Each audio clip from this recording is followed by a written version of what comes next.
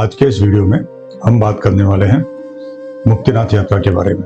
अगर आप भी मुक्तिनाथ का ये प्लान बाई रोड कवर करना चाहते हैं तो गोरखपुर से मुक्तिनाथ की ये यात्रा बाई रोड आप कैसे कर सकते हैं, ये सारी जानकारी आज हम आपको इस वीडियो में देने वाले हैं। हम इस वीडियो में ये भी डिस्कस करेंगे कि गोरखपुर से कैसे आप सोनोली के रास्ते बॉर्डर क्रॉस करते हैं, बॉर्डर पे क्या क्या फॉर्मेलिटीज करते हैं, बॉर्डर से पोखरा पहुंचने, पोखरा से जोमसम मुक्तिनाथ पहुंचने, वापस पोखरा आने में, पोखरा लोकल साइट सीइंग करने में, वापस मनोकामना देवी के दर्शन करने में और गोरखपुर आने में आपको ये कितने दिन का समय लगने वाला है, ये सारी जानकारी मैं आपको इस वीडियो में देने वाला हूँ। इस वीडियो में मैं इस पूरी आइटनरी को डे वाइज प्लान के हिसाब से डिस्कस करूंगा, जिसमें मैं आपको पर डे की activity, travel time and route, important places to visit जैसी सारी महत्वपूर्ण जानकारी आपको इस वीडियो में मिलने वाली है।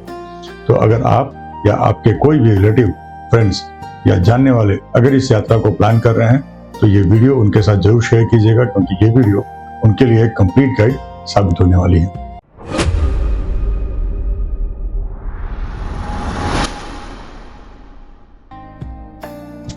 नमस्कार, मैं आशुतोष शर्मा स्वागत करता हूं आपका हमारे YouTube चैनल पे। आप देख रहे हैं हमारा video series travel tales with Ashirwad. इस वीडियो सीरीज में हम हमेशा एक नए डेस्टिनेशन के बारे में कंप्लीट इंफॉर्मेशन लेकर के आते हैं, जिसमें हम मेनली डिस्कस करते हैं कि उस डेस्टिनेशन पर कैसे जाया जाए, वहाँ पे कौन कौन से प्लेसेस आप विजिट कर सकते हैं, उसकी डे वाइज आइटनरी क्या होगी, इंपॉर्टेंट प्लेसेस कौन सी विजिट कर सकते हैं, फूड क्या मिलेगा आपको, शॉपिंग क्या कर सकते हैं, इत्यादि सारी जानकारी आपको इन वीडियोस में देते हैं। क्योंकि हमारा ऐसा मानना है कि एक इन्फॉर्म ट्रैवलर ही किसी भी डेस्टिनेशन को ज्यादा बेहतर तरीके से एक्सप्लोर एंड एंजॉय कर सकता है, और इसीलिए हम कहते हैं जाने से पहले जाने, नो बिफोर यू गो।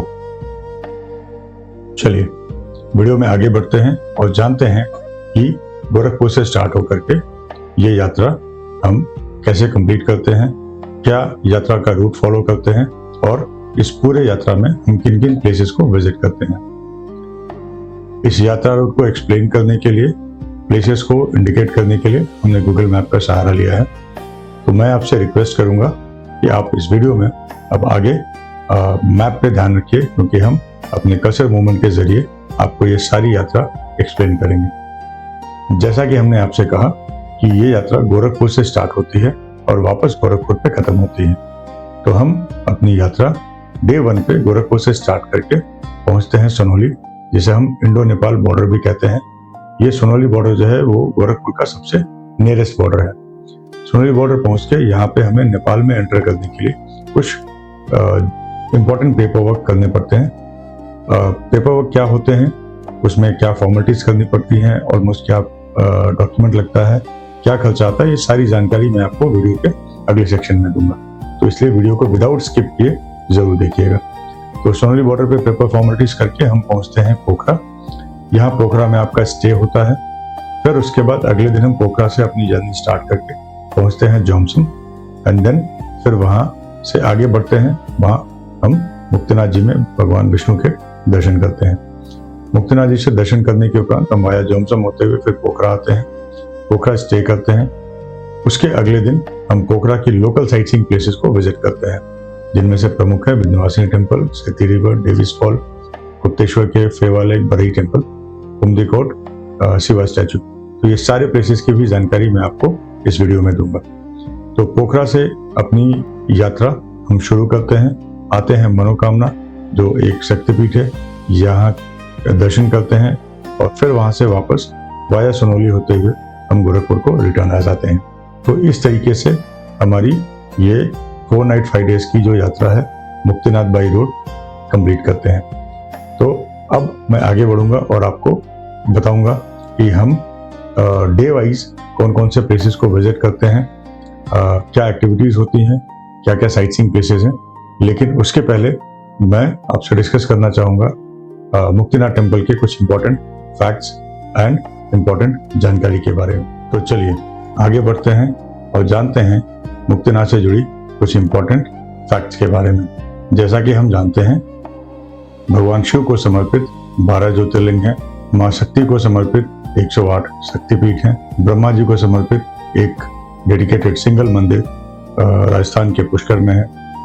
वैसे ही भगवान विष्णु को समर्पित 108 मंदिर हैं, जिन्हें 108 दिव्यदेशम टेम्पल्स कहा जाता है। वैश्व परंपरा को मानने वाले ऐसा मानते हैं कि ये जो 108 मंदिर है, उसमें से 106 मंदिर तो धरती लोक पे स्थापित है, लेकिन 107वां मंदिर जो है वो धरती से बैकुंठ धाम के बीच में कहीं पे स्थित है, और 108वां मंदिर स्वयं बैकुंठ धाम है, जहाँ पे भगवान विष्णु विराजमान है। इन 106 मंदिरों में से 105 मंदिर तो भारत में स्थित हैं, और इकलौता 106वां मंदिर जो है वो नेपाल में स्थित है, जिसे हम मुक्तिनाथ टेम्पल या शालिग्राम टेम्पल भी कहते हैं।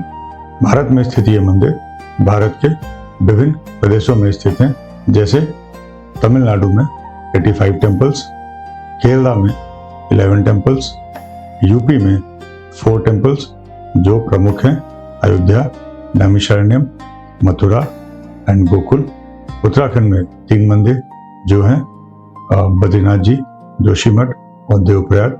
आंध्र प्रदेश में 2 मंदिर जो हैं तिरुपति बालाजी और नरसिम्हा मंदिर, और सबसे लास्ट गुजरात में श्री द्वारकाधीश मंदिर।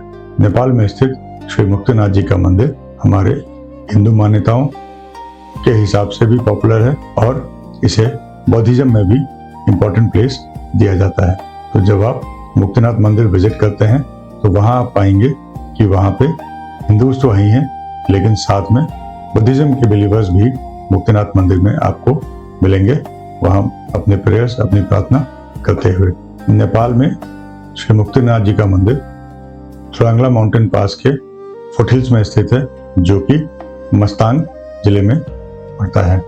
श्री मुक्तिनाथ जी की यात्रा करने के लिए जो बेस्ट समय होता है वो होता है अप्रैल से अक्टूबर के बीच में, जिस समय स्नोफॉल नहीं होता है, लेकिन बीच में मानसून के टाइम पे जून, जुलाई, अगस्त में मानसून होता है, तो कई बार वहाँ पे रास्ते में लैंडस्लाइड या बाकी थोड़ी बहुत दिक्कतें आती हैं। तो अगर आप श्री मुक्तिनाथ जी की यात्रा प्लान कर रहे हैं तो जो आइडियल टाइम है वो है मार्च, अप्रैल, मई और जून 20 से पहले। उसके बाद जून 20 के बाद जुलाई, अगस्त एंड सितंबर 15 से पहले पहले। तो ये वाला जो पोर्शन है ये थोड़ा सा मानसून का बेल्ट रहता है, मानसून का टाइम रहता है। तो नॉर्मली मैं रिकमेंड नहीं करता हूँ कि आप मानसून में ट्रैवल करें, बट फिर भी काफ़ी सारे ट्रैवलर जो है वो प्रेफर करते हैं कि वो उस ड्यूरेशन पे जाएं, क्योंकि उस टाइम पे आपको जो दूसरे नेचुरल सीनिक ब्यूटीज हैं वो भी देखने को मिलते हैं। तो अगर आप यंग हैं, फ्रेंड्स हैं, आप एडवेंचर लवर हैं, तो आप मानसून में भी इस यात्रा को प्लान कर सकते हैं। फिर उसके बाद आपका सितंबर, अक्टूबर का महीना आता है, एंड मिड नवंबर तक जो है आपका मौसम क्लियर रहता है, आप आराम से ट्रैवल कर सकते हैं।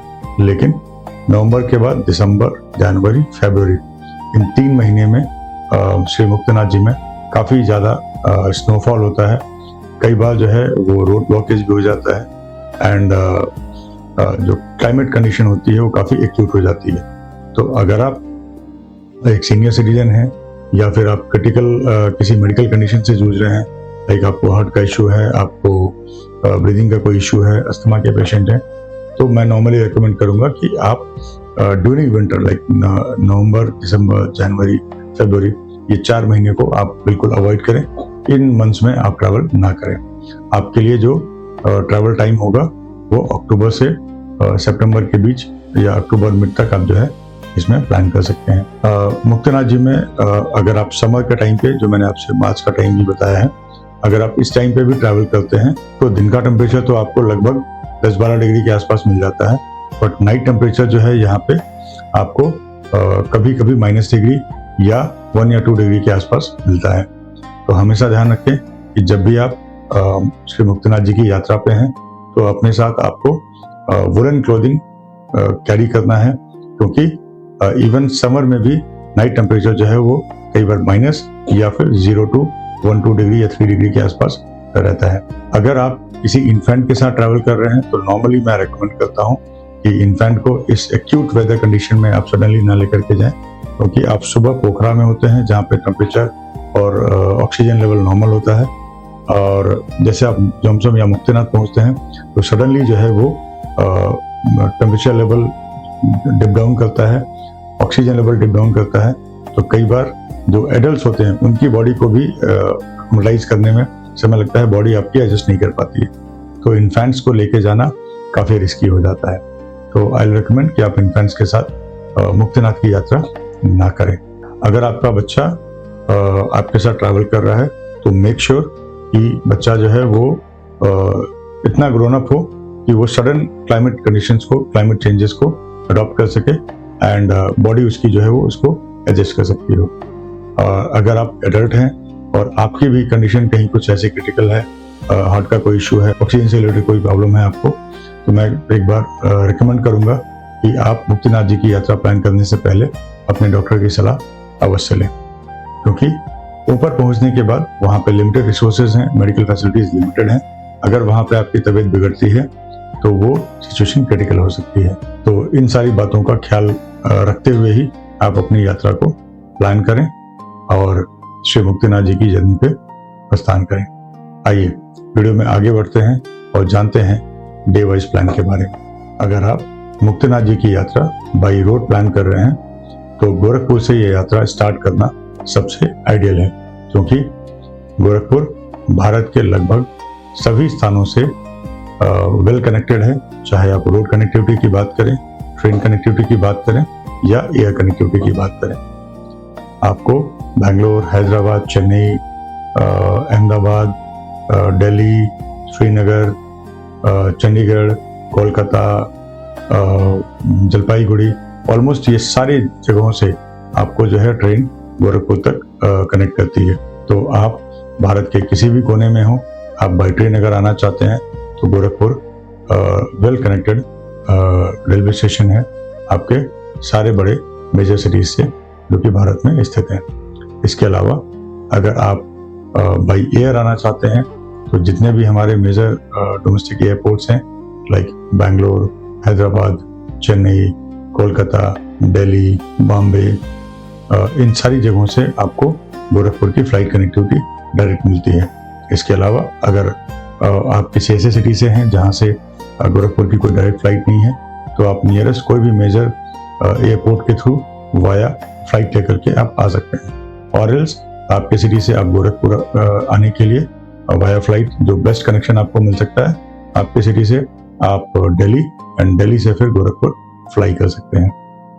तो बाई रोड वेल कनेक्टेड भी है।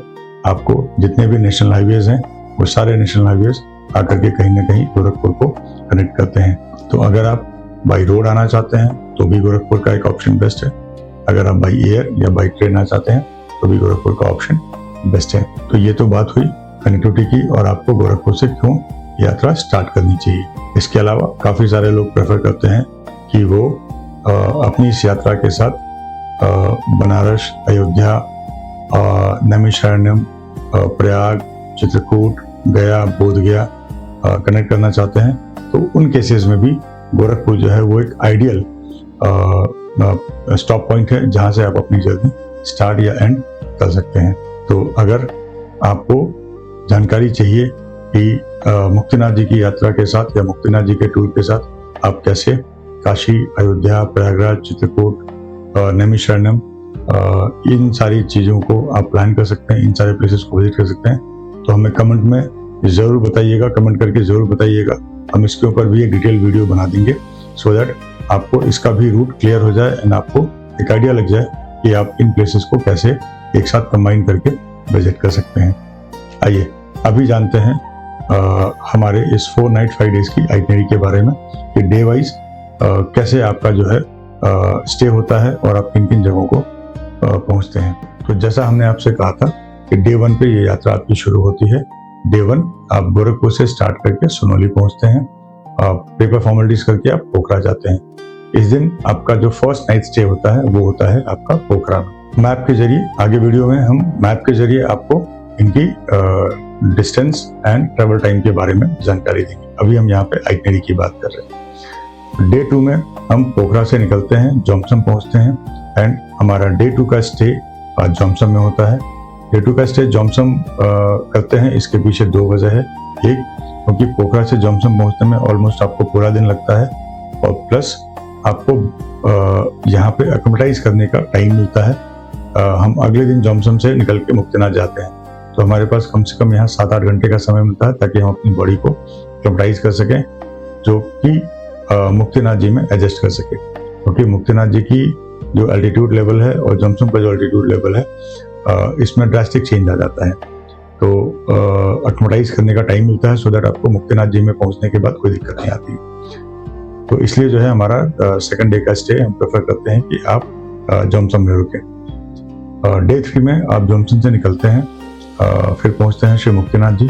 यहाँ आप दर्शन करते हैं, मंदिर में अपने प्रेयर्स, प्रार्थना, रिचुअल जो भी हैं आपके वो कंप्लीट करते हैं, और फिर वहाँ से वापस आप पोखरा के लिए रिटर्न आते हैं। अगेन ये सारा दिन आपका कंप्लीट लग जाता है, आप शाम तक जो है पोखरा लौटते हैं।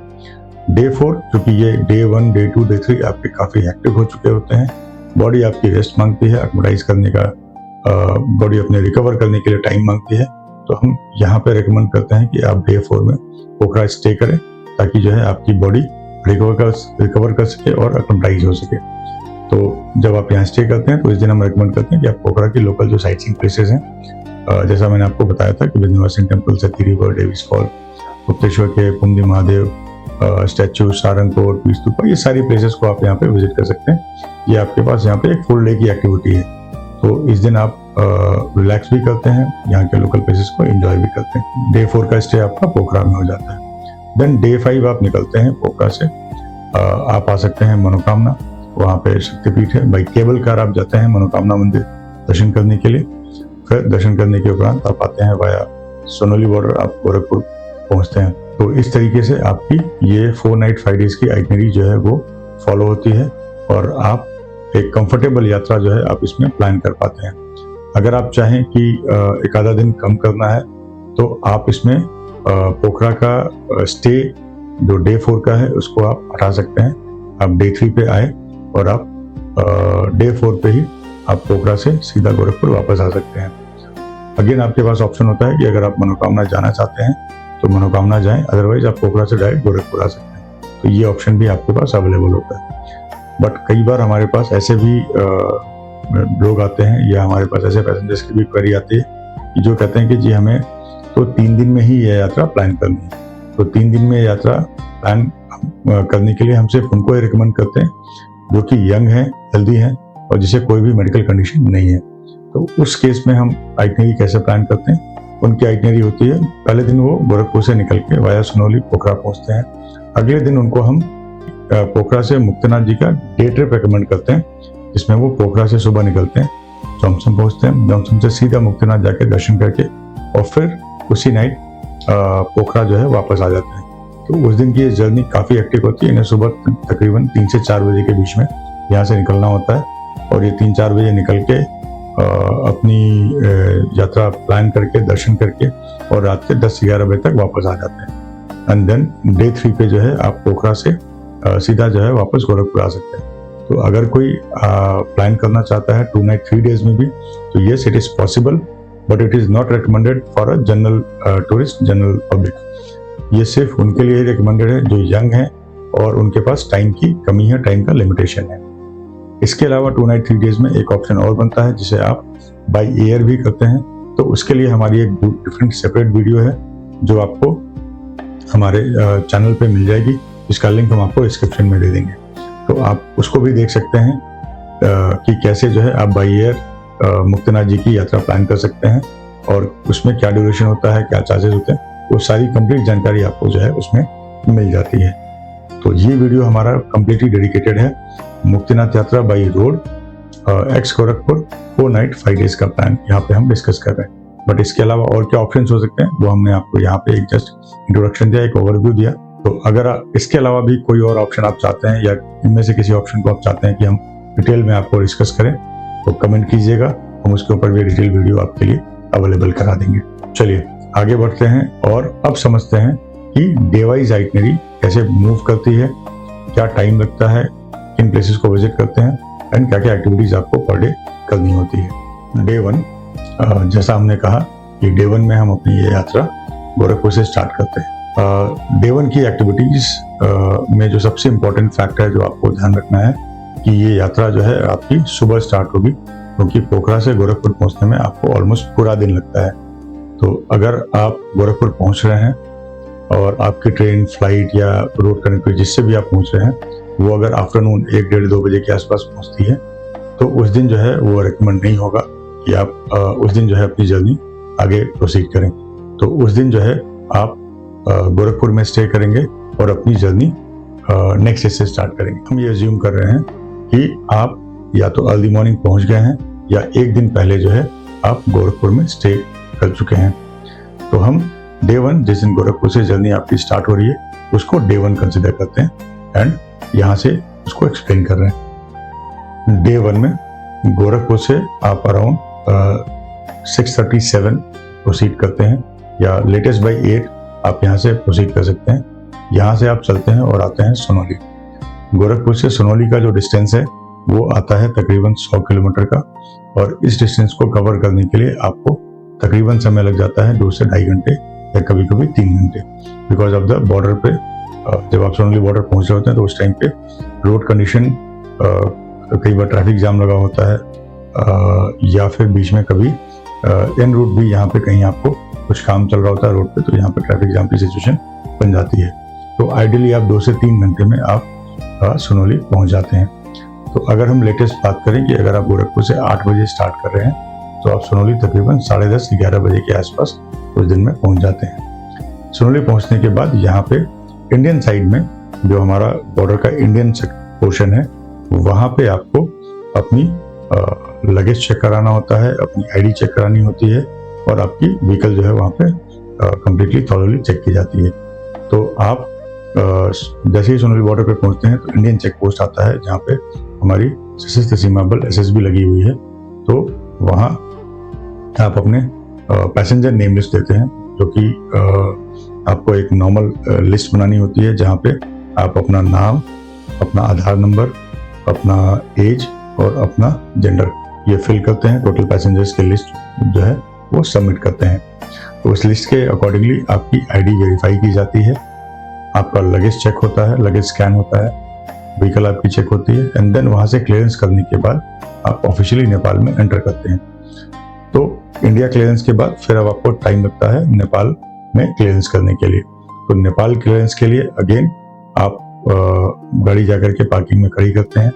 वहाँ पे अब आपको नेपाल एंट्री के लिए आपको नेपाल गवर्नमेंट से परमिशन लेना होता है। तो वो परमिशन लेने के लिए आपको वहाँ के कस्टम ऑफिस, जिसको भंसार कार्यालय भी कहते हैं, वहाँ जाना होता है। तो कस्टम ऑफिस में जाकर के आप फॉर्म फिल करते हैं। फॉर्म फिल करके वहाँ पे आप अपने जितने भी दिन के लिए आप जा रहे हैं उतने दिन के लिए आपको कस्टम पे करके भंसार की परमिशन लेनी होती है। तो वो परमिशन लेकर के फिर आपको एक दूसरा परमिशन लेना होता है जिसे आप यातायात अनुमति कहते हैं, यानी कि आपको नेपाल में रोड पे ट्रैवल करने के लिए आपको एक परमिट मिलता है, तो जिसे आप यातायात अनुमति कहते हैं। अक्सर जो टूरिस्ट हैं वो भंसार तो बना लेते हैं बट यातायात अनुमति नहीं बनाते हैं।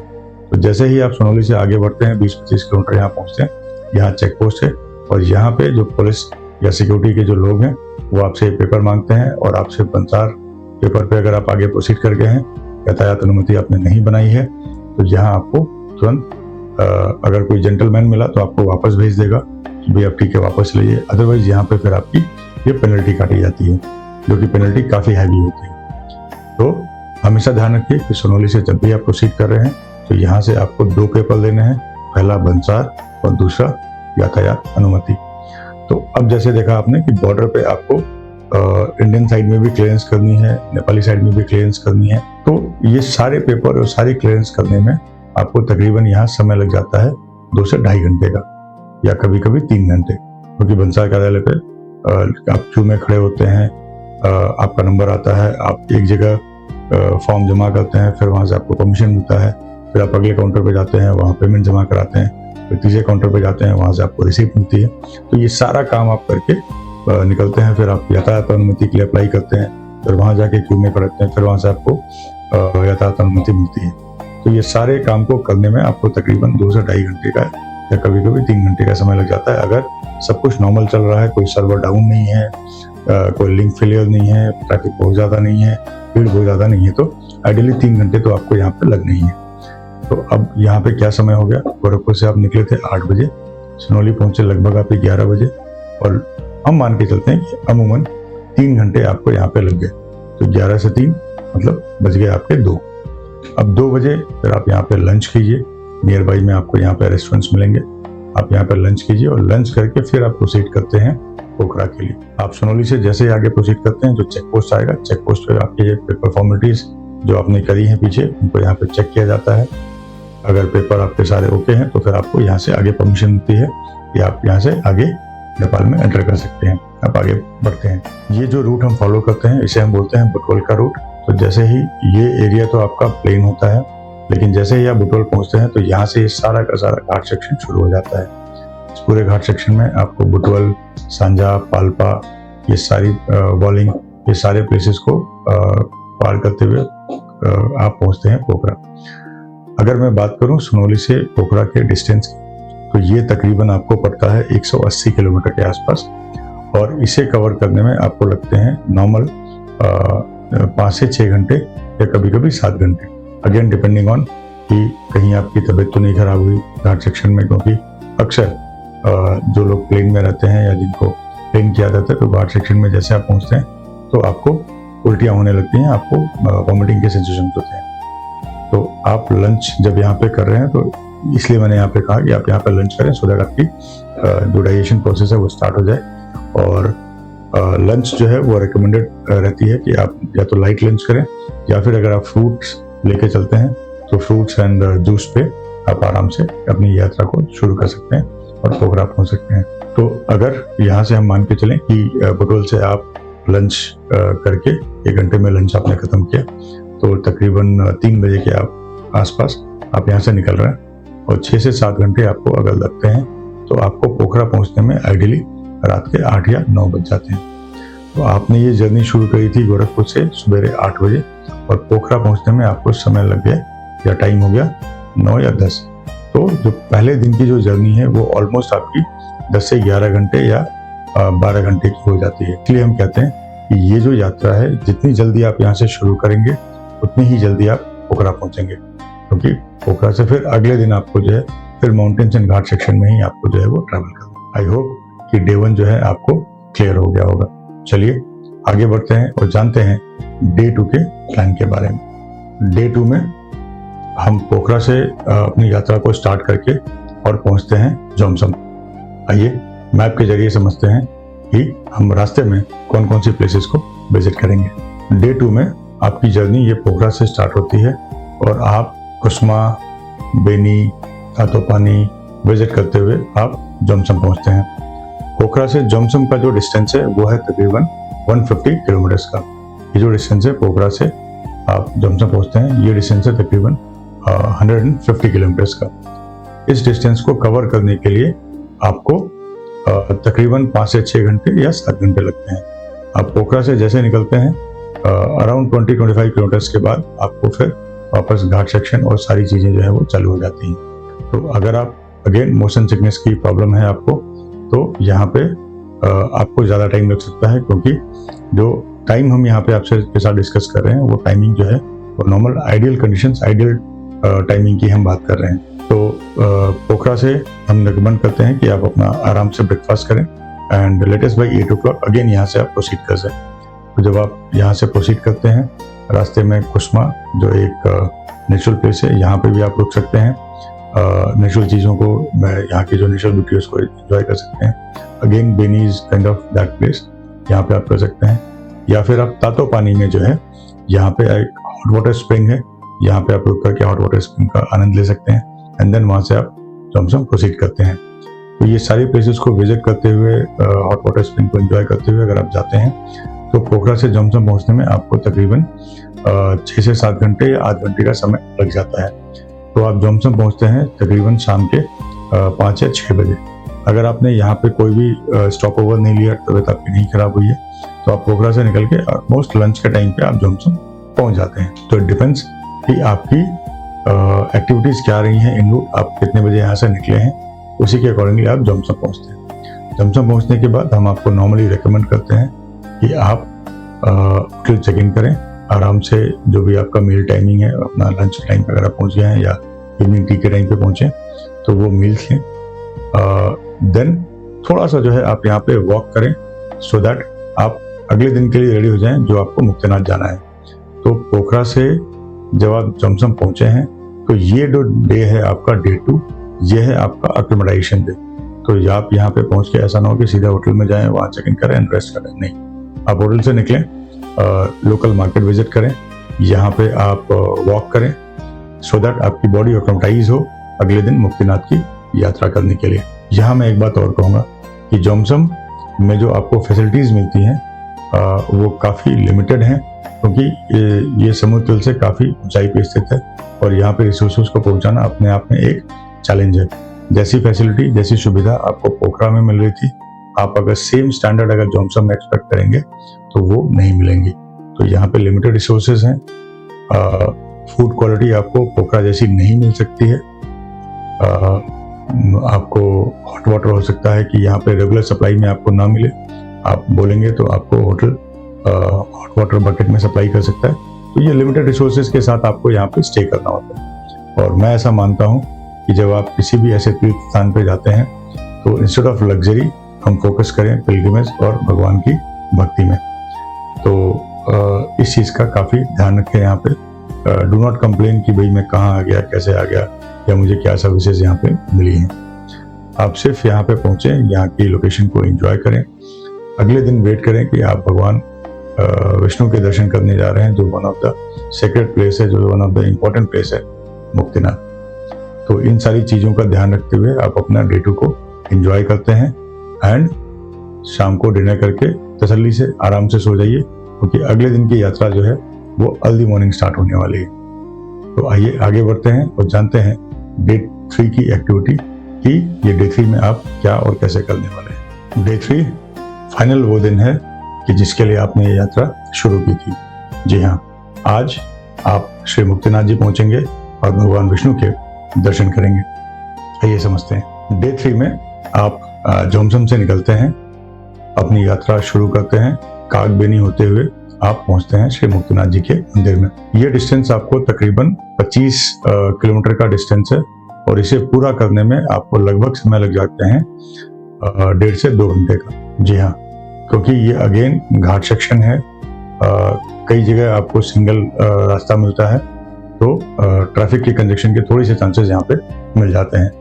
तो आप जमसम से निकल के मुक्तिनाथ जी पहुँचते हैं, तकरीबन 1.5 से 2 घंटे का समय लगता है। अब बात करते हैं कि जी हमें मुक्तिनाथ जी के लिए निकलना कितने बजे है। तो मैं यहाँ आपको बताऊं कि इस दिन जो आपकी जर्नी है वो अर्ली मॉर्निंग स्टार्ट होती है अराउंड 4-4:30 या 5 o'clock। और रीजन बीइंग कि होटल यहाँ पे अर्ली मॉर्निंग आपको चेकआउट करना होता है, क्योंकि कुछ पैसेंजर्स ऐसे होते हैं जो बाई एयर आते हैं। तो उन पोखरा से फ्लाइट्स जो हैं वो मुक्तिनाथ की अर्ली मॉर्निंग चलती हैं 5:36, जो तकरीबन 6-6:30 आपके पैसेंजर्स यहाँ आने शुरू हो जाते हैं। तो आपको यहाँ से होटल चेकआउट करके अपना रूम वकेट करके और निकलना होता है। अगर आप अगले दिन यहाँ पे, अगर उस दिन आप आकर के यहाँ पे जमसम में स्टे नहीं कर रहे हैं तो आइडियली आपकी जो चेकआउट होती है वो तकरीबन 4:35 आप यहाँ से चेकआउट करके निकलते हैं। अगर आपको अपना लगेज साथ कैरी करना है तो अपने साथ कैरी कर दीजिए, एल्स आप अपना लगेज जो है यहाँ होटल रिसेप्शन पे ड्रॉप कर सकते हैं, क्योंकि लंच के लिए आप वापस सेम होटल में आकर के यहाँ से लंच करके या ब्रेकफास्ट करके आप यहाँ से प्रोसीड कर सकते हैं। तो 4:35 आपने यहाँ से चेकआउट किया। आप ये रूट फॉलो करते हुए कागबेनी होते हुए आप पहुँचते हैं श्री मुक्तिनाथ जी के मंदिर पे। तकरीबन 6:30-7 बजे के आसपास आप मुक्तिनाथ जी पहुँचते हैं। यहाँ पार्किंग में आप अपनी व्हीकल को पार्क करते हैं और फिर यहाँ से जो है आपकी यात्रा शुरू होती है। पार्किंग से जब आप श्री मुक्तिनाथ जी मंदिर के लिए बढ़ते हैं तो वहाँ पे तकरीबन 150 सीढ़ियों के आसपास का चढ़ाई है, जिसको आप क्लाइंब करके मंदिर के मंदिर तक पहुँचते हैं। लेकिन अगर आप एक ऐसे इंडिविजुअल हैं जिसको स्टेप्स चढ़ने में प्रॉब्लम है, आप नहीं चढ़ सकते हैं, नहीं क्लाइंब कर सकते हैं, तो घबराने की ज़रूरत नहीं है। यहाँ पे आपको 2 ऑप्शन मिलते हैं, या तो आप पोनी ले सकते हैं या फिर आपको यहाँ पे बाइकर्स मिलते हैं जो आपको बाइक पे बिठा करके आपको मंदिर के पास तक पहुंचाते हैं। लेकिन ये कंप्लीट टॉप तक नहीं पहुंचते हैं, फिर भी वो एक ऐसी जगह आपको ड्रॉप करते हैं जहां से आपको तकरीबन 30 से 35 सीढ़ियां जो है वो चढ़नी पड़ जाती हैं। लगभग 40 सीढ़ियों के आसपास आपको चढ़ना पड़ता है। तो अगर आप हेल्दी हैं, फिट हैं, तो रेकमेंड करूंगा कि पूरी आस्था के साथ भगवान मुक्तिनाथ के, भगवान विष्णु का नाम लेते हुए, नाम जपते हुए, अपने दोस्तों, फैमिली, फ्रेंड्स के साथ एंजॉय करते हुए आप जमजम पहुंचे और वहां पे जाके दर्शन करें सीढ़ियों के माध्यम से। आपके साथ बच्चे हैं, बुजुर्ग हैं या कोई ऐसी हेल्थ कंडीशन है तो आप पोनी या बाइक का सहारा ले सकते हैं। तो यहाँ पहुंचने के बाद आपको जो सबसे इम्पोर्टेंट काम है जो करना है वो यहाँ की सबसे फेमस 108 धारा जो आप देख रहे हैं, इस 108 धारा में आपको स्नान करना है। फिर उसके बाद जो हमारे 2 कुंड बने हुए हैं, इन कुंड में आपको स्नान करना है और इसके बाद जाकर के आपको भगवान विष्णु के दर्शन करने हैं। तो अगर आपको ऐसा लगता है कि टेम्परेचर बहुत ज़्यादा है, ठंडा है, आप स्नान नहीं कर सकते हैं, तो जैसा कि आप देख रहे हैं यहाँ पे बहुत सारे लोग जो है वो भागते हुए धारा को पार कर रहे हैं। तो आप ऐसा कर सकते हैं क्योंकि सब मानना है कि इस धारा के इसमें स्नान करने से और इस कुंड को में अपने स्नान करने से आपके जो भी पाप हैं, आपके जो भी दोष हैं वो मुक्त हो जाते हैं। और आपको यहाँ इन कुंड में, इस धारा में स्नान करने के बाद जब आप भगवान के दर्शन करते हैं तो आपको इस जीवन मरण के चक्र से मुक्ति मिल जाती है, मोक्ष मिल जाता है। और इसलिए इस मंदिर को मुक्तिनाथ मंदिर भी कहा जाता है। मैं यहाँ पे एक चीज़ हमेशा रिकमेंड करता हूँ कि बच्चों को या इन्फेंट को यहाँ पे लेकर के ना आए, क्योंकि हम जब एडल्ट हो गए हैं, बुजुर्ग हो गए हैं या उस एज में हैं तो भी चलो ठीक है, हम इन चीज़ों को समझ सकते हैं और फिर हमें मोक्ष चाहिए, मुक्ति चाहिए, तो हमारा ये आना ठीक है। बच्चे तो अभी उन्होंने अपना जीवन शुरू किया है, तो उनको अभी मोक्ष या उन चीज़ों में क्यों इन्वॉल्व करना है या कैसे करना। बट फिर भी आपकी अपनी श्रद्धा है, आपकी अपनी आस्था है, आप लेकर के आना चाहें तो जरूर लेकर के आएँ, कंप्लीट फैमिली के साथ दर्शन करें। तो इस तरीके से आप यहाँ दर्शन करते हैं और दर्शन करने के उपरांत फिर आप वापस मुक्तिनाथ जी से वापस पहुँचते हैं बस स्टैंड या पार्किंग स्टैंड। यहाँ से आप अपनी व्हीकल बोर्ड करते हैं और फिर वापस इसी रूट को फॉलो करते हुए आप जमजम आते हैं। यहाँ होटल आने के बाद आप अपना ब्रेकफास्ट या लंच जो भी आप लेना चाहें यहाँ से लेते हैं, अपना लगेज पिक करते हैं अगर आपने लगेज ड्रॉप किया है, और फिर डे 3 में ही आप जमजम से निकल के और नीचे चले आते हैं पोखरा, क्योंकि डे 3 में फिर आप आके पोखरा स्टे करते हैं। इन सम केसेस कुछ लोग प्रेफर करते हैं कि भाई हम जमजम में और स्टे करेंगे और यहाँ के नियर बाई कुछ प्लेसेस हैं उनको विजिट करना चाहेंगे। तो अगर आपका भी ऐसा कुछ प्लान है तो आप अगेन एक नाइट यहाँ पे एक्सटेंड कर सकते हैं और जमसम से के आसपास की प्लेसेस को आप विजिट या एंजॉय कर सकते हैं। एक चीज़ मैं यहाँ पे और ऐड करना चाहूँगा, हमारे बहुत सारे ट्रैवलर्स जो यहाँ से जमसम के रूट पे आप आते हैं, यंगस्टर्स हैं, तो वो बंजी जंपिंग करना चाहते हैं।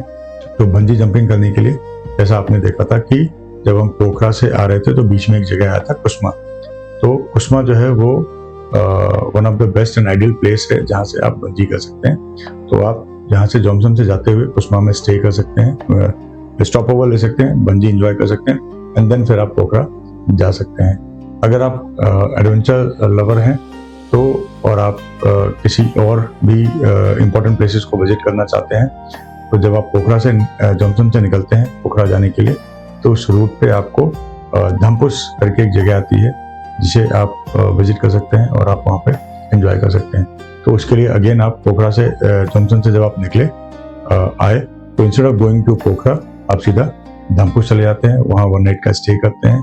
फिर वहाँ से अगर आपको ऑस्ट्रेलियन बेस कैंप जाना है तो वहाँ आप जा सकते हैं, वो भी इंजॉय कर सकते हैं एंड देन फिर आप अपना पोखरा आ सकते हैं। तो अगर इसकी भी एक डिटेल वीडियो आपको चाहिए तो प्लीज़ कमेंट कीजिएगा, हम उसकी भी डिटेल वीडियो आपको प्रोवाइड कर देंगे सो दैट वो सारी इन्फॉर्मेशन आपको वहाँ पे अवेलेबल हो जाए कि ये पोखरा जमसम के साथ आप धमपुस, कुस्मा और ये सारी चीज़ों को आप कैसे एंजॉय कर सकते हैं। चलिए आगे बढ़ते हैं और जानते हैं डे 4 की एक्टिविटी के बारे में। डे 4 आपका रेस्ट डे है सो दैट आपकी बॉडी वापस बैक टू नॉर्मल हो जाए, क्योंकि सडनली जो है आपका क्लाइमेट चेंज हुआ था, बॉडी ने एक सडन चेंज एक्सपीरियंस किया था, तो वापस उसको बैक टू नॉर्मल लाने के लिए हम डे 4 में पोखरा स्टे करते हैं।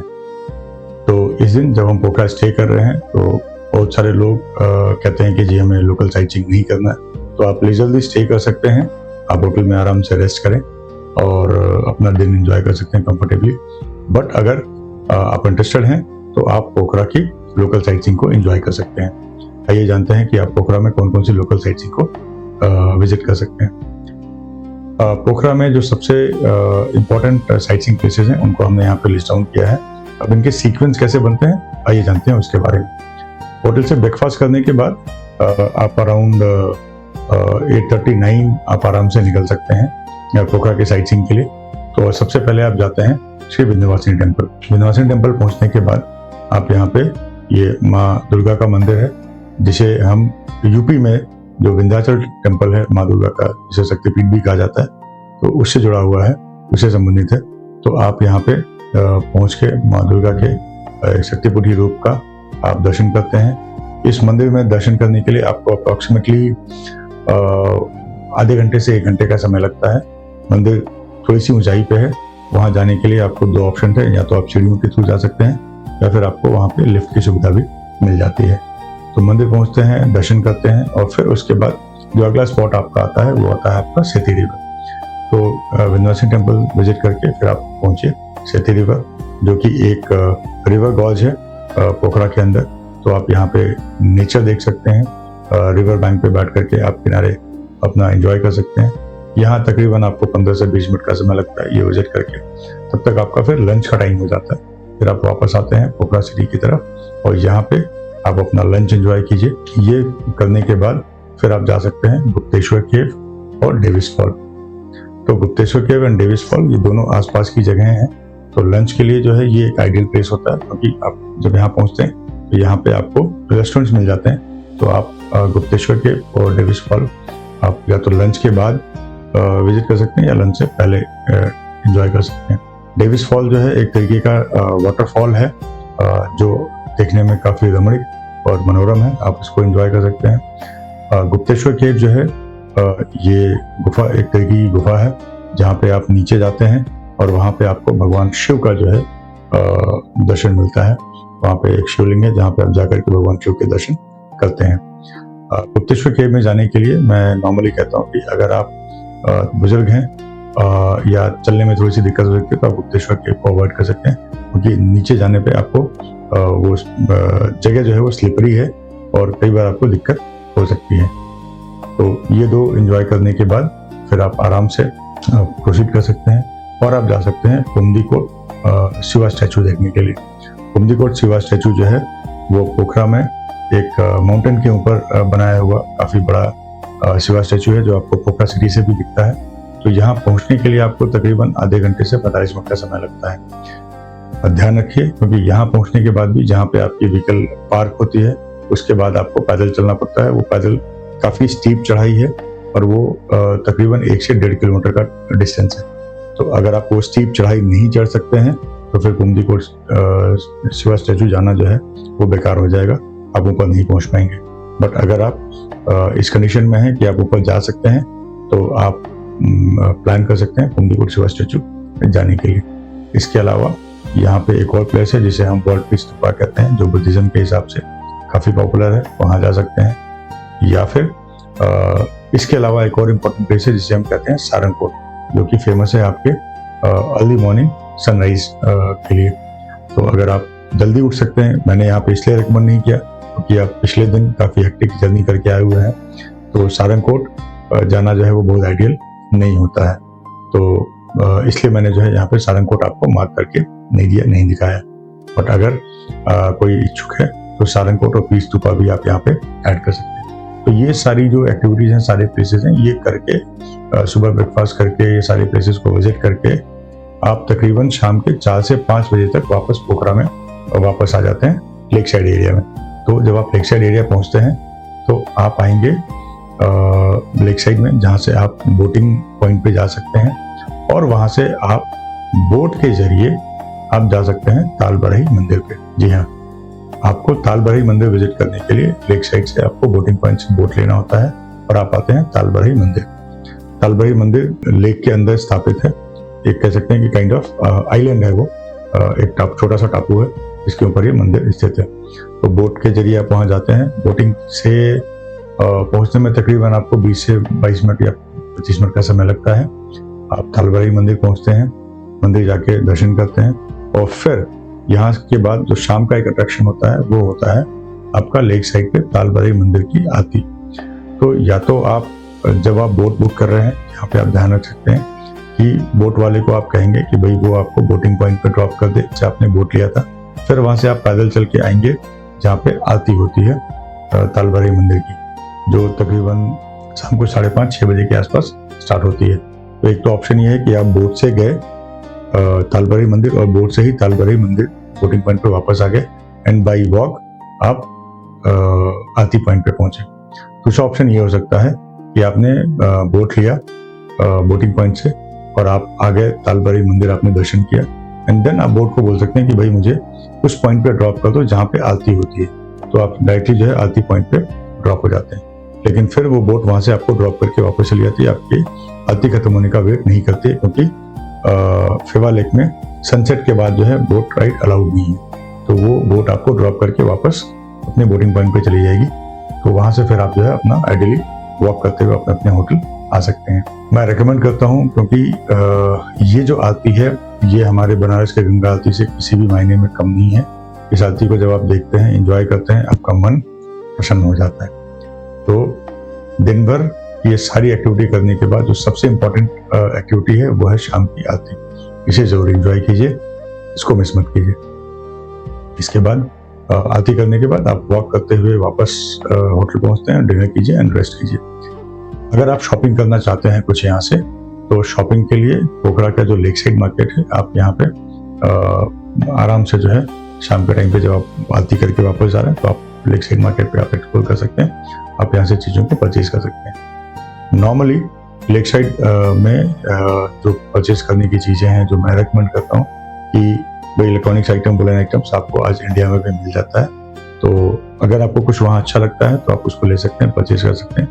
बट अगर आप रुद्राक्ष या शालिग्राम स्टोन ऐसी कोई चीज़ें परचेज करना चाहते हैं तो आप यहाँ फेवा लेक के जो लेक साइड मार्केट्स हैं यहाँ से ले सकते हैं, या फिर शालिग्राम स्टोन जो है आप ऊपर टेम्पल के पास भी कुछ जो शॉप्स हैं वहाँ से भी आप परचेज कर सकते हैं। लेकिन अगर आपकी इच्छा है कि आप शालिग्राम स्टोन खुद जा करके और कलेक्ट करना चाहते हैं, तो वो जो है आप जब जॉनसन से वापस पोखरा आ रहे हैं, ठीक है, डे 3 में, जो मैं अभी इस मैप में मैं आपको दिखाता हूँ, जो आप डे 2 की जो एक्टिविटी थी, जो रूट था ना आपका, ये पोखरा से जब आप ये जॉनसन जा रहे थे, तो डे 3 में आप ये जॉनसन से इस रूट से वापस आते हैं यहाँ पोखरा के लिए। तो जब आप जॉनसन से वापस आ रहे हैं तो यहाँ पे आपको काली गंडकी रिवर मिलती है। तो काली गंडकी रिवर में आप रुकते हैं, अगर आप इच्छा है आपकी तो आप वहाँ रुकते हैं, और वहाँ से आप मंदिर में, उसमें रिवर में जा करके आप खुद शालिग्राम स्टोन कलेक्ट कर सकते हैं। तो ये अगर आपकी इच्छा है कि आप शालिग्राम स्टोन खुद कलेक्ट करना चाहते हैं, आप पहचान सकते हैं, तो आप डे 3 पे इसको प्लान कर सकते हैं। अदरवाइज आप डे 4 पे लोकल मार्केट में अपनी ये शॉपिंग कर सकते हैं, यहाँ से आप शालिग्राम स्टोन को परचेज कर सकते हैं। तो ये करके आपको साइट सीइंग और ये सारी प्लेसेस करके आप आराम से 7:30-8 बजे तक आप अपना होटल पहुंच सकते हैं। डिनर कीजिए, रेस्ट कीजिए, क्योंकि अब आपका टूर जो है टूवर्ड्स द एंड है। अगले दिन फिर आपको जो है यात्रा करनी है।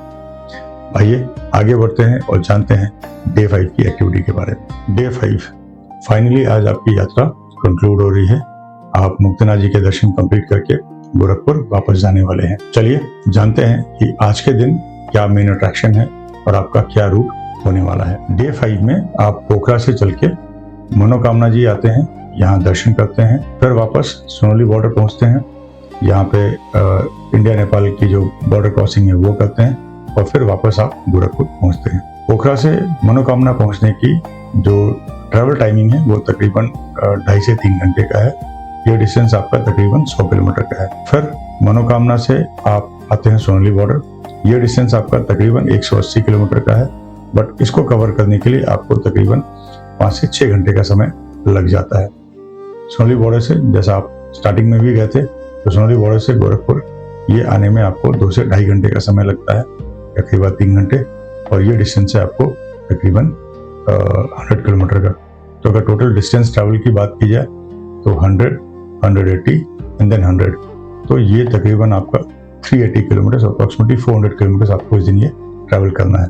और ट्रैवल ड्यूरेशन की बात करें तो ट्रैवल ड्यूरेशन आपको तकरीबन 2.5 से 3 घंटे, फिर यहाँ से 6 घंटे और फिर यहाँ से 3 घंटे, तो ऑलमोस्ट 12 घंटे की आपकी ये ट्रैवलिंग इस दिन होती है। तो ये ट्रैवल टाइम जानना इम्पोर्टेंट इसलिए है कि अगर आप गोरखपुर से सेम डे अपनी कोई ट्रेन या और कनेक्टिविटी प्लान कर रहे हैं तो ध्यान रखिए कि ये आपकी लेट नाइट होनी चाहिए। अगर आपने अर्ली इवनिंग बुक कर ली 6, 7, 5, 6 बजे के आसपास, तो उसके मिस होने के चांसेस हैं। तो नॉर्मली मैं रिकमेंड करूंगा कि इसे आप 11 बजे या 12 बजे के बाद की ही कोई कनेक्टिविटी प्लान करें। बट कि आइडियल होगा कि आप उस दिन आके गोरखपुर स्टे करें एंड देन फिर नेक्स्ट डे जो है अपनी जर्नी आगे फर्दर कंटिन्यू जो है वो करें, क्योंकि ये 12 घंटे की जर्नी करके आने के बाद आप फिट नहीं होंगे या कंफर्टेबल नहीं होंगे कि आगे फर्दर कोई जर्नी की जाए। आइए जानते हैं पोखरा से कितने बजे निकलना आइडियल होगा। पोखरा से मैं नॉर्मली रिकमेंड करता हूँ कि पोस्ट ब्रेकफास्ट अराउंड 7-7:30 आप यहाँ से चेकआउट करके निकल जाएं और आप मनोकामना पहुँचे। तो आप मनोकामना तकरीबन 10:30 से 11 बजे के बीच पहुँच जाते हैं। मनोकामना आपको ध्यान रखना है कि लंच टाइम से पहले पहुँचना है, क्योंकि यहाँ पे जो केबल कार है वो 1 बजे से लेकर 2 बजे के बीच में बंद हो जाती है। तो अगर आप यहाँ डिले करते हैं और मनोकामना पहुँचने के लिए अगर आपकी टाइमिंग 1 बजे के बाद होती है तो आप अगर यहाँ स्टक कर जाएंगे और आपका 1 घंटा खराब होगा। तो आपको हमेशा ध्यान रखना है कि आप लंच टाइम से पहले पहुँचें ताकि जो है आप आराम से मनोकामना दर्शन कर सकें। तो जैसे ही आप यहाँ पहुँचेंगे इमीडिएटली आप अपनी गंडोला राइड की टिकट परचेज कीजिए, जिसकी cost almost around Indian currency में अप्रॉक्सीमेटली 700 रुपीज़ पर पर्सन की आती है। तो इसको आप यहाँ से परचेज कर सकते हैं। देन आप गंडोला राइड लेके आप ऊपर मंदिर पहुँचेंगे, वहाँ माँ शक्ति के दर्शन करेंगे और फिर वहाँ से वापस आप गंडोला राइड लेकर के नीचे बेस तक आएंगे।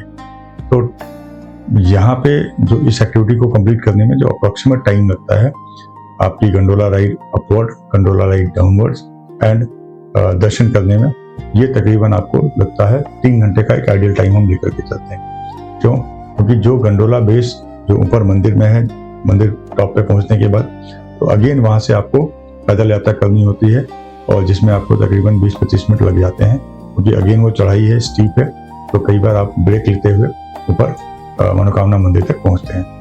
तो यहाँ भी 3 घंटे का समय आपको लगभग लग जाता है दर्शन करके नीचे वापस आने में। तो आप हमेशा ध्यान रखें कि जब भी आप पोखरा से निकल रहे हैं तो ये दिन आपको काफ़ी क्विक सारी चीज़ें करनी है, बीच में आपको अवॉइड करने हैं ब्रेक लेने के लिए, क्योंकि आपने इंटरनेशनल बॉर्डर क्रॉस करना है और सोनाली बॉर्डर जो है इसका अपना एक क्लोजिंग और ओपनिंग टाइम है। बॉर्डर मॉर्निंग में सुबेरे ओपन होता है अराउंड 8 o'clock, हालांकि ओपन 6 o'clock होता है बट पेपर फॉर्मेलिटीज जो है वो 8 o'clock स्टार्ट होती है। तो 6 o'clock ओपन होगा तो जो नेपाल से आउट होने वाली व्हीकल्स हैं वो तो आउट हो जाएंगी, लेकिन 6 o'clock पे कोई इन नहीं कर सकता क्योंकि अगेन पेपर फॉर्मेलिटीज नहीं होगा। देन ये जो बॉर्डर क्लोजिंग टाइम है वो है रात का 9 o'clock, तो अप्रोक्सीमेटली 9 o'clock के आसपास आपका ये बॉर्डर क्लोज हो जाता है। तो अगर आप कहीं लेट हो गए, स्टक कर गए और आपने बॉर्डर क्लोजिंग टाइम से पहले आपने बॉर्डर को क्रॉस नहीं किया है तो आप बॉर्डर से बाहर नहीं निकल सकते हैं, आपकी व्हीकल बाहर नहीं आ सकती है। यस, एक केस में अगर आप बाई वॉक क्रॉस करना चाहते हैं, अगर आप पैदल यात्री हैं या आप अपनी गाड़ी को वहाँ ड्रॉप करके और फिर आप वापस इंडिया बाई वॉक पैदल एंट्री करना चाहते हैं तो वो पॉसिबिलिटी है, लेकिन अगर आप बाई व्हीकल आना चाहते हैं तो ये व्हीकल आपकी यहाँ स्टक कर जाएगी अगर आपने बॉर्डर क्लोजिंग से पहले अपनी एंट्री नहीं करी तो इसलिए पोखरा से जब आप निकलते हैं तो टाइमली निकलिए, मनोकामना आप क्विकली दर्शन कीजिए और आइडियली क्लोजिंग होने से पहले आप बॉर्डर को क्रॉस कर जाइए ताकि आप आराम से कंफर्टेबली गोरखपुर तक पहुंच सकें। तो ये थी हमारी डे 5 की आइटनरी और इसकी जानकारी। मैं उम्मीद करता हूं कि इस पूरे आइटनरी में हमने जो भी चीज़ें आपको बताई, डे वाइज एक्टिविटीज एंड सारी चीज़ें जो हैं वो आपके लिए यूजफुल रही होंगी और ऑलमोस्ट सारी इन्फॉर्मेशन हमने आपको कन्वे कर दिया है। अगर फिर भी कोई इन्फॉर्मेशन एक ऐसी रह गई है जो आपको नहीं मिली और जिसकी जानकारी आप चाहते हैं तो प्लीज़ हमें कमेंट करके ज़रूर बताइए हम आपको वहाँ पे रिप्लाई करेंगे। अभी तक इस वीडियो में आपने देखा कि कैसे 4 नाइट 5 डेज में आप गोरखपुर से गोरखपुर मुक्तिनाथ जी की यात्रा कर सकते हैं। अभी तक के इस वीडियो में हमने मैप के जरिए हर एक दिन के रूट, एक्टिविटीज और प्लेसेस टू विजिट को जानने समझने की कोशिश करी है। एंड आई होप कि वो आपके लिए इंटरेस्टिंग रहा होगा। आइए अब जानते हैं कि ऐसे कौन से कॉमन मिस्टेक्स हैं जो हम इंडियंस जब हम अपनी यात्रा ये प्लान करते हैं तो करते हैं। उस टाइम पे ये मिस्टेक्स होती हैं हमसे। इंडिया में रहते हुए मैं अभी आदत है digital India Bharat digital payment की, जिसमें हम मोस्टली यूपीआई डिपेंडेंट हैं। और रिसेंटली नेपाल में भी हमारा यूपीआई वर्क करना स्टार्ट किया है। तो हम एक ये प्रेजम्पशन लेकर के चलते हैं कि हमारा यूपीआई जो है वो नेपाल में हर जगह एक्सेप्टेबल है, हर जगह चलेगा, जैसा कि हम इंडिया में एक्सेप्ट किया जाता है, चलता है। तो ये एक थोड़ा सा चैलेंजिंग हो जाता है क्योंकि जो आपका यूपीआई पेमेंट है वो नेपाल में हर जगह नहीं चलता है। अभी वो जो नेपाल का फोन पे है, उनका फोन पे FONE है, तो उनके फोन पे ही जो है आपका वो यूपीआई वर्क करता है। बाकी सारे उनके जितने भी QR कोड है उनके ऊपर आपका ये डिजिटल इंडियन यूपीआई, चाहे गूगल पे हो, चाहे फोन पे हो, चाहे पेटीएम हो, कोई भी आपका है या किसी भी बैंक का यूपीआई है, वो काम नहीं करता है। इसमें जो हमें सबसे बड़ा चैलेंज आता है या जो हम सबसे बड़ी प्रॉब्लम फेस करते हैं वो फेस करते हैं भंसार कार्यालय में। जब हम नेपाल में एंटर कर रहे होते हैं, हम एक्सपेक्टेशन लेकर के चलते हैं कि भाई भंसार कार्यालय में भी हम जाएंगे, यूपीआई से पेमेंट करेंगे और हमारा काम हो जाएगा। तो let me correct you my friend, भंसार कार्यालय में ना तो आपका यूपीआई चलता है और ना ही इंडियन करेंसी चलती है। वहाँ पे वो आपसे नेपाली करेंसी में ही पेमेंट एक्सेप्ट करते हैं। जी हाँ, तो जब आप भंसार कार्यालय पे जाते हैं या यातायात अनुमति कार्यालय पे जाते हैं तो आपको नेपाली करेंसी में ही आपको पेमेंट करनी होती है, राइट। तो जो सबसे पहला मिस्टेक जो हम करते हैं बीइंग एन भारतीय, कि हमें यहाँ पे डिजिटल पेमेंट की आदत है, तो हम एक्सपेक्ट करते हैं कि नेपाल में भी हमारा डिजिटल पेमेंट चल जाएगा। No, not at all. तो भंसार कार्यालय पे करने के लिए आपको नेपाली करेंसी चाहिए, और ये नेपाली करेंसी आपको कहाँ से मिलेगी? तो जैसे ही आप इंडिया नेपाल की बॉर्डर को इंडियन क्लियरेंस करके नेपाल साइड में एंटर करते हैं, पार्किंग के पास आपको वहाँ पे बहुत सारे प्लेसेस मिलेंगे, शॉप्स मिलेंगी, जहाँ से आप मनी चेंजेस के काउंटर हैं, वहाँ पे आप अपनी इंडियन करेंसी को एक्सचेंज करके आप नेपाली करेंसी ले सकते हैं। तो नॉट ओनली फॉर भंसार, आपको अपने लोकल एक्सपेंसेस के लिए भी अंदर नेपाल में आई रिकमेंड कि आप अपने साथ नेपाली करेंसी को अपने साथ कैरी करें, चेंज कर लें इंडियन करेंसी और नेपाली करेंसी ले लें। नॉर्मली मैं रिकमेंड करता हूँ कि पर पैसेंजर आप जितने लोग भी हैं, आपके पास 5 से 6 हज़ार रुपये नेपाली करेंसी अगर है तो आपका ऑलमोस्ट जर्नी कंप्लीट हो जाती है, क्योंकि बाकी होटल्स वगैरह में आप वहाँ पे उनके पास फोन पे का QR होता है, आप वहाँ पे डिजिटल पेमेंट कर सकते हैं। तो अगर आप 5-6 लोगों का ग्रुप है और आपने हर एक पर्सन ने 5-5 हज़ार के हिसाब से नेपाली करेंसी रखी है, 30 हज़ार नेपाली करेंसी में आइडियली आप जा करके वापस आ सकते हैं। और इन केस कहीं आपको जरूरत लगती है तो पोखरा में आपको मनी चेंजेस मिल जाएंगे, या होटल्स भी आपको वहाँ पे इंडियन करेंसी चेंज करके आपको नेपाली करेंसी दे सकते हैं। तो उसके लिए आपको वरी करने की जरूरत नहीं है जी। But yes, on the way जो रेस्टोरेंट्स हैं, जो ढाबाज हैं, या कहीं आप रुकते हैं या डीजल पेट्रोल लेते हैं, तो आपकी गाड़ी में फ्यूलिंग के लिए जो है वहाँ पे आपको नेपाली करेंसी यूज करनी पड़ेगी। तो यस, जो फर्स्ट मिस्टेक आपको अवॉइड करनी है कि आप डिजिटल पेमेंट नेपाल में कर पाएंगे, तो यस एक्सेप्टेबल है, बट पार्शियल जर्नी में ही आप कर पाएंगे। बट फिर भी आपको जो है वो कैश की जरूरत पड़ेगी, क्योंकि कैश इज किंग। आइए अब जानते हैं दूसरे मिस्टेक के बारे में। दूसरे मिस्टेक में नॉर्मली आप क्या गलती करते हैं कि आप अपनी व्हीकल तो लेके निकल पड़े हैं कि जी हम अपनी व्हीकल से जो है नेपाल चले जाएंगे, और नेपाल जाने के बाद हम सारी फॉर्मेलिटीज कर लेंगे। मैंने बहुत सारे ब्लॉगर्स की वीडियोस देखी हैं, आपने आशीर्वाद की वीडियोस देखे हैं, तो सारी जानकारी आपको मिल गई है, तो आप आराम से जो है अपनी व्हीकल लेकर के चले जाएंगे। तो माय फ्रेंड्स, आप अगर अपनी कोई सेडान कार लेकर के जा रहे हैं या हैचबैक कार लेकर के जा रहे हैं, तो वहाँ पे आपको तकलीफ आने वाली है, क्योंकि जो जॉनसन से मुक्तिनाथ का रोड है, वहाँ पे बेनी के बाद आपको ऑफ रोडिंग मिल जाता है। रोड कंडीशन थोड़ी सी खराब है, गड़बड़ है, तो वहाँ से आपके रोड को जो रोड कंडीशन है वो खराब है। तो बेनी से जैसे ही आप आगे बढ़ेंगे तो जो सेडान कार होती है उसका जो ग्राउंड क्लियरेंस है, लाइक आपकी कार और जमीन के बीच का जो डिफरेंस है, जो डिस्टेंस है, वो काफ़ी कम होता है। और अगर आप ऑफ रोडिंग पे अगर आप अपनी सेडान कार या हैचबैक कार लेकर के जा रहे हैं तो कई जगह जो है ये क्लियरेंस इतना कम होता है कि आपकी गाड़ी जो है उसका इंजन ऑयल सम्प वगैरह जो है वो नीचे ज़मीन पर लगता है, पत्थर पे लगता है, और जिसकी वजह से जो है कई बार ऐसा होता है कि आपका ऑयल सम्प टूट गया या आपके गियर बॉक्स डैमेज हो गए या कोई और दिक्कत वहाँ पे आ गई, तो आपकी गाड़ी वहाँ ब्रेकडाउन हो जाएगी। और उन रूट्स पे आपको जो है ना तो मैकेनिक मिलेंगे ना वर्कशॉप। तो पता लगा कि आप तो एक पिलग्रिमेज यात्रा पे निकले थे अपनी फैमिली, फ्रेंड्स, रिलेटिव्स के साथ, और आप जाकर के वहाँ एक प्रॉब्लम में फंस गए। तो उस केस में जो है आपको मैं हमेशा रिकमेंड करूंगा कि अगर आप सेडान कार लेकर के गए हैं और आप आगे मुक्तिनाथ जी की यात्रा करना चाह रहे हैं तो सेडान कार अपनी पोखरा में छोड़ दीजिए और पोखरा से जो है एक एसयूवी लाइक स्कॉर्पियो या बड़ी गाड़ी जो है आप वहाँ से हायर करें और फिर उससे जो है मुक्तिनाथ की यात्रा करें और फिर वहाँ से आप वापस आएँ। पोखरा से वापस आने के लिए फिर आप अपने सेडान कार को यूज कर सकते हैं। तो ये है हमारा स्टेप नंबर 2 जो आपको अवॉइड करना चाहिए कि अगर आप हैचबैक या सेडान कार लेकर के जा रहे हैं तो उससे आप अपनी जर्नी ओनली पोखरा तक प्लान करें। आगे की जर्नी के लिए आप लोकल नेपाली व्हीकल को हायर करें। एक चीज़ यहाँ पे मैं और करना चाहूँगा कि इवन अगर आप एसयूवी कार भी लेकर के गए हैं तो कोशिश कीजिए कि आप अपनी एसयूवी कार को पोखरा में ही ड्रॉप कर दें और पोखरा से जॉमसम वाले रूट पे या मुक्तिनाथ वाले रूट पे आप वहाँ की नेपाली व्हीकल को ही हायर करें।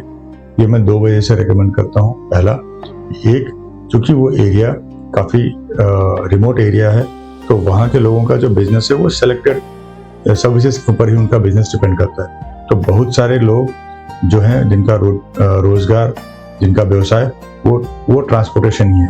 तो अगर हम अपनी भी व्हीकल लेकर के जाना शुरू कर दें तो वो एक रोजगार जो है, एक लोकल जो इकोसिस्टम है वो डिस्टर्ब होता है। That is one reason.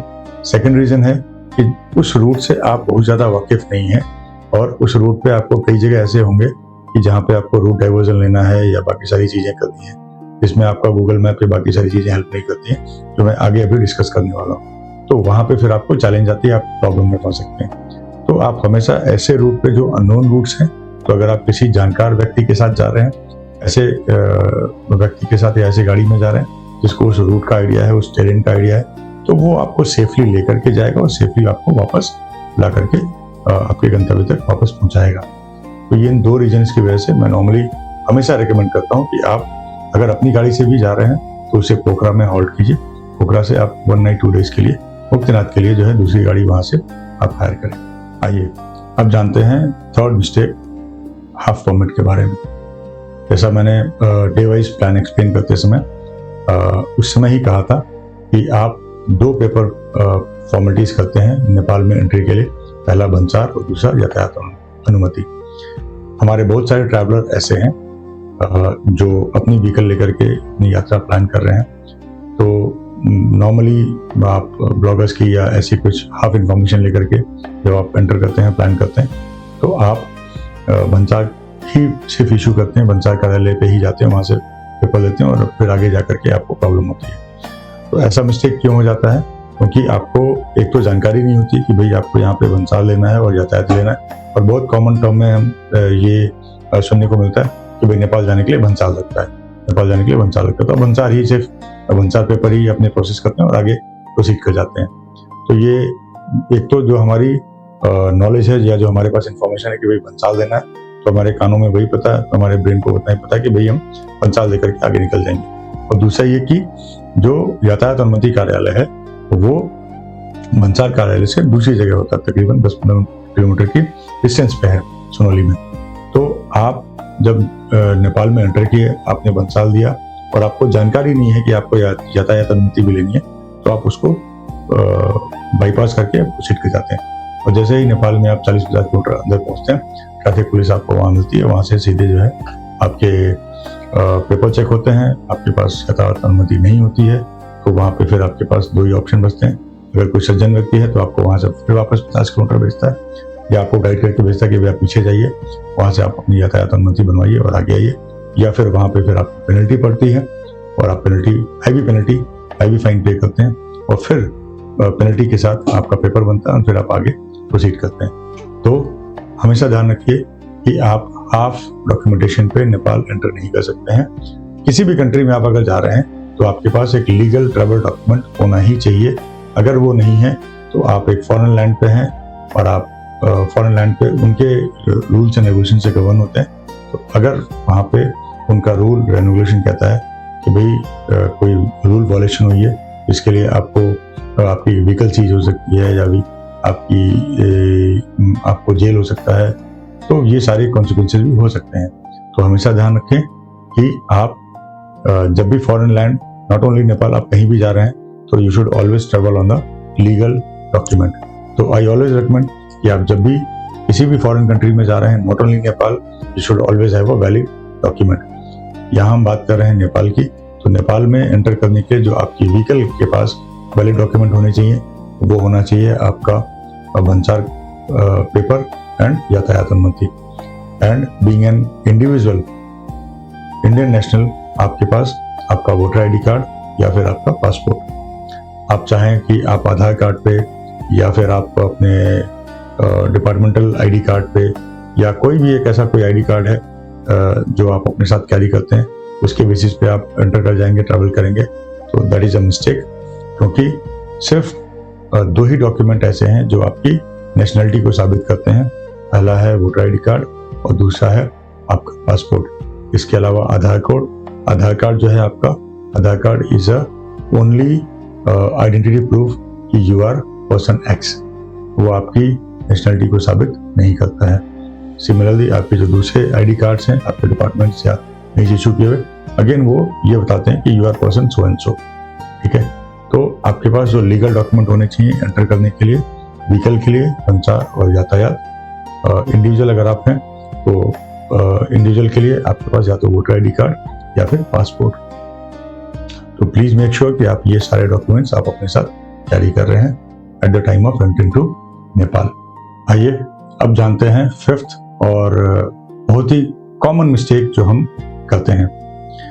हम अपनी गाड़ी इंडिया से लेकर के गए, नेपाल के अंदर हमने सारी फॉर्मेलिटीज कर दी, सारे पेपर वर्क कर दिए। अब हमारे ध्यान में कि बस अब तो हम अपने ही कंट्री में अपने ही रूट पे ड्राइव कर रहे हैं।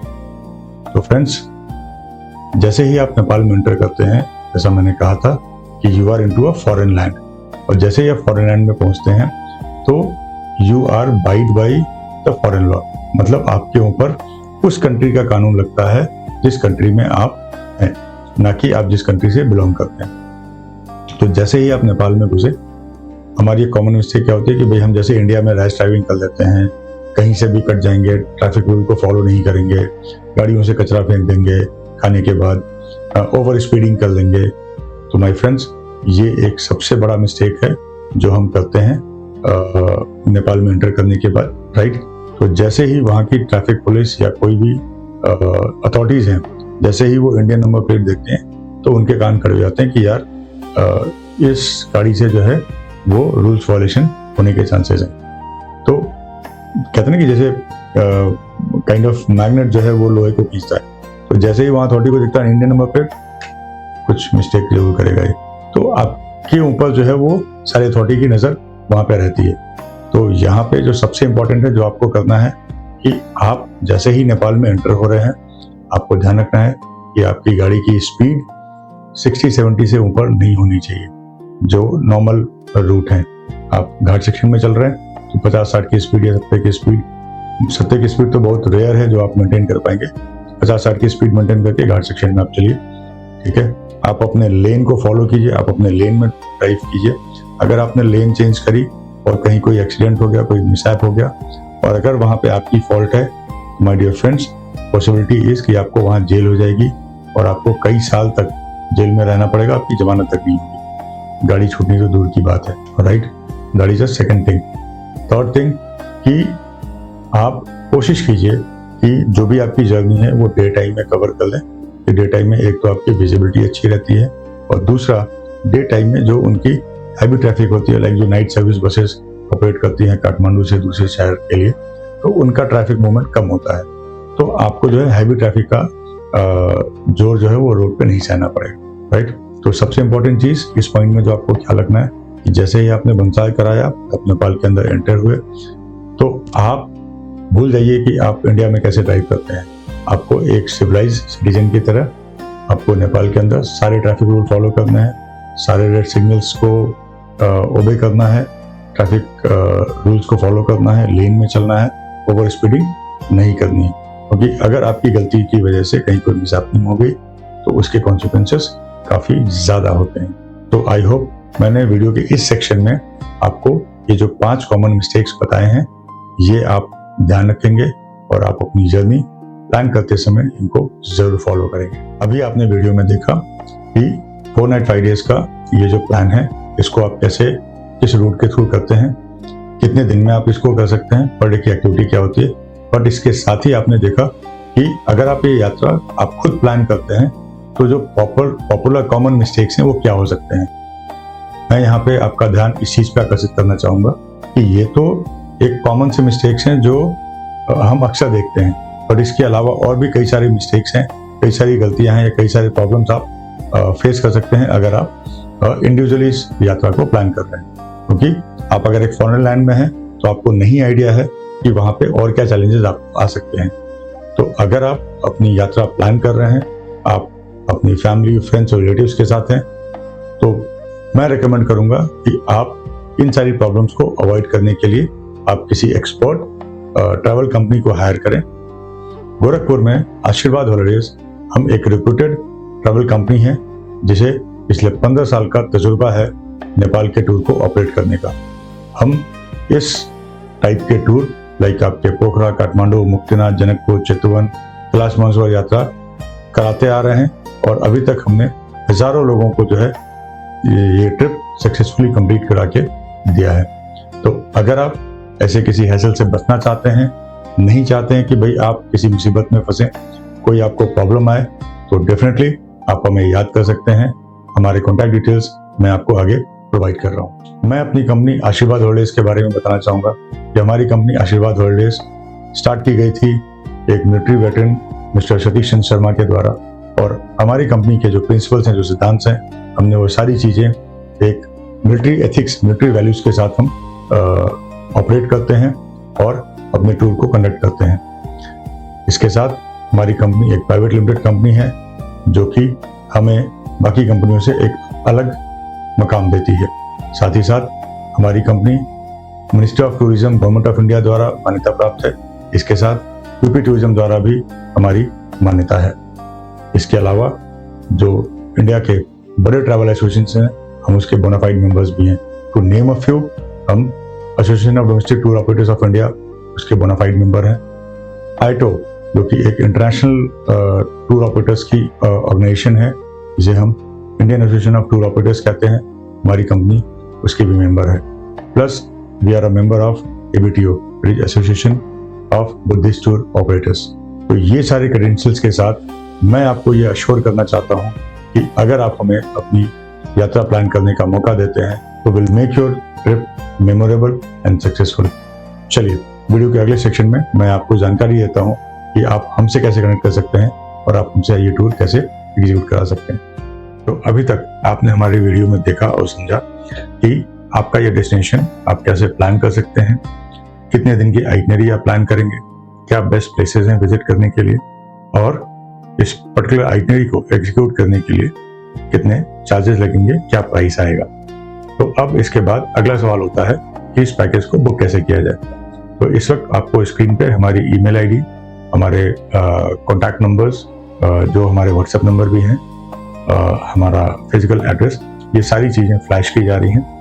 तो आप हमें ईमेल के ज़रिए, कॉल या व्हाट्सएप के ज़रिए कनेक्ट कर सकते हैं और हमारी टीम जो एक्सपर्ट है आपके इस डेस्टिनेशन के लिए वो आपको रीच आउट करेगी, आपकी कंप्लीट रिक्वायरमेंट समझ के आपको अपनी प्राइसिंग सबमिट करेगी और आपको हेल्प करेगी कि आप अपनी यात्रा ज़्यादा बेहतर तरीके से प्लान कर सकें। इसके अलावा आपके स्क्रीन पे हमारे 2 VIP कम्युनिटीज़ के लिंक दिख रहे हैं। मैं रिक्वेस्ट करूंगा कि आप उन कम्युनिटीज़ को ज्वाइन करें, क्योंकि उन कम्युनिटीज़ में हम रेगुलरली अपने अपडेट्स पोस्ट करते हैं। जो भी हमारे नए प्लान्स, नए डेस्टिनेशंस या कुछ भी हमारा नया कोई ग्रुप टूर या कोई ऑफर, तो हम इसमें अपनी कम्युनिटी में इसको अपडेट करते रहते हैं। तो इंक्वायरी के लिए आप हमारे ईमेल या व्हाट्सएप या कॉल के थ्रू हमें कनेक्ट कर सकते हैं और हमारे प्रोडक्ट, सर्विसेज एंड ऑफर के अपडेट्स के लिए आप हमें हमारी VIP कम्युनिटी ग्रुप को ज्वाइन कर सकते हैं। Thank you. अभी आपने जाना कि इस पैकेज को बुक करने के लिए आप हमसे कैसे जुड़ सकते हैं, आप कैसे हमें कनेक्ट कर सकते हैं और कैसे हमारी सर्विसेज को अवेल कर सकते हैं। आइए अब जानते हैं कि इस पैकेज को एग्जीक्यूट करने के लिए अप्रोक्सीमेट कॉस्ट क्या आता है। हम ये जो प्राइस ब्रेकअप आपको दे रहे हैं, इसमें हम एज्यूम कर रहे हैं कि आप 6 पैसेंजर्स एक साथ ट्रैवल करने वाले हैं और आपने 3 स्टार सर्विसेज अवेल करी है। 3 स्टार होटल के साथ आप अपनी जर्नी को और आप 3 स्टार होटल के साथ अपनी ये जर्नी को प्लान करना चाहते हैं। तो हम गोरखपुर से आपको 6 पैसेंजर के लिए इनोवा क्रिस्टा कार प्रोवाइड करते हैं, जो आपको गोरखपुर से पोखरा से पोखरा लोकल साइट सीइंग, मनोकामना और फिर वापस लाके पोखरा ड्रॉप करती है। हम पोखरा से जोमसम और मुक्तिनाथ वाले रूट पे अगेन आपको एक नेपाली व्हीकल प्रोवाइड करते हैं। जैसा कि मैंने अपने वीडियो में कहा था, हम 2 चीज़ों का ध्यान रखते हैं कि वहाँ का जो लोकल इकोसिस्टम है, जो लोकल इकोनॉमी है, वो भी प्रोटेक्ट रहे, बूस्ट रहे।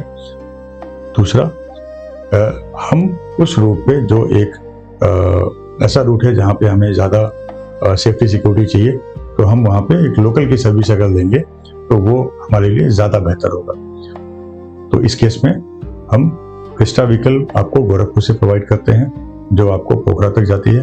पोखरा से जोमसम, मुक्तिनाथ एंड अगेन पोखरा के लिए वहाँ पे आपको एक स्कॉर्पियो दी जाती है एंड देन पोखरा से फिर वाया मनोकामना करते हुए गोरखपुर तक आप अपनी क्रिस्टा व्हीकल में वापस आते हैं। ये टोटल 4 नाइट 5 डेज की आइटनरी बनती है, जिसमें हम आपको 3 स्टार होटल अकोमोडेशन प्रोवाइड करते हैं विद ब्रेकफास्ट एंड लंच। और यहाँ पे अप्रॉक्सीमेटली आपकी जो पर पर्सन कॉस्ट आती है वो तकरीबन 14 से 15 हज़ार रुपए के बीच में आती है, depending on the variation of the hotel pricing based on the timing और the choice of hotel. Sometime आप 3 स्टार में भी कई सारे वेरिएंट्स होते हैं, तो depending on the type of hotel वो प्राइस कई बार 12,000, कई बार 13,000, 14,000, 15,000 तक के बीच में जा सकती है। तो जो रेंज आप लेके चल सकते हैं कि considering 6% group all this service, ये जो प्राइस है वो तकरीबन 12 से लेकर 15,000 के बीच में पर पर्सन पे आ सकती है। तो ये है प्राइस ब्रेकअप। तो अगर आप अपनी यात्रा प्लान कर रहे हैं तो जैसा हमने अपने वीडियो में पहले बताया कि आप हमें कनेक्ट कर सकते हैं। आप हमें कनेक्ट कीजिए, हमारे एक्सपर्ट्स आपको आपके रिक्वायरमेंट के हिसाब से भी आपकी इस प्राइस को ऑप्टिमाइज कर सकते हैं। अगर आप कुछ बेसिक चाहते हैं तो हम आपको बेसिक होटल्स के साथ आपकी ये प्राइसिंग को ब्रिंग डाउन कर सकते हैं, या फिर आप और कंफर्टेबल और लग्जरी चाहते हैं तो हम आपकी होटल चेंज कर सकते हैं, सर्विसेज को चेंज कर सकते हैं, या बीच में कुछ भी और एड ऑन सर्विसेज ऐड करनी है तो हम ये सारी चीजें करके आपकी प्राइस को आपके रिक्वायरमेंट के हिसाब से मैच कर सकते हैं। तो don't forget to call us and talk to our expert. अगर आप वीडियो के इस पड़ाव तक पहुंचे हैं तो मुझे पूरा विश्वास है कि इस वीडियो ने अपना काम किया है, मीन्स आपकी सारी क्वेरीज को सॉल्व किया है और आपकी लाइफ में वैल्यू ऐड किया है। थैंक यू हमारे साथ इस वीडियो में यहाँ तक बने रहने के लिए। हमने पूरी कोशिश करी कि श्री मुक्तिनाथ से संबंधित किसी भी पैसेंजर के जो मैक्सिमम सवाल होते हैं उनको आंसर किया जाए, लेकिन अगर कोई सवाल बच गया है और जो आपके मन में है, आपके जहन में है, तो आप उसे हमें कमेंट करके पूछ सकते हैं। हम आपके कमेंट को चेक करके उसको रिप्लाई करेंगे एंड कोशिश करेंगे कि हम उसकी सटीक जानकारी आप तक पहुंचा सकें।